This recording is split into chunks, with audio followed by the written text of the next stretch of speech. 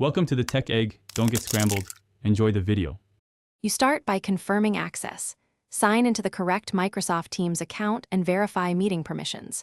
Once signed in, open the Teams app or web client and go straight to Calendar. This shows meetings by date and host. Make sure to select the meeting instance you care about, because recurring events can hide recordings under a specific date. Also open the original meeting chat, since Teams often posts recording links there.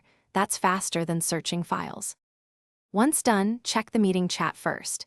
Teams usually posts the recording, transcript, and a playback card there, which you can open directly. If the meeting was scheduled in a channel, go to the Channels Posts or Files tab and inspect the recordings folder on SharePoint. If the calendar entry shows an attachment or link, follow it. Recordings can live in OneDrive for the meeting organizer, especially for non-channel meetings. Make sure to note who organized it, since storage location depends on that role.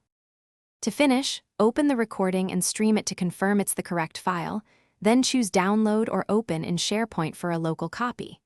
If you can't play or download, request permission from the meeting organizer. Owners often control OneDrive or SharePoint access. If you still can't find it, check with IT about retention policies, compliance holds, or failed uploads. Recordings sometimes fail if storage limits or policy blocks occurred. As a tip, ask the organizer to reshare the. Thanks for watching. Consider subscribing if I helped unscramble your problems.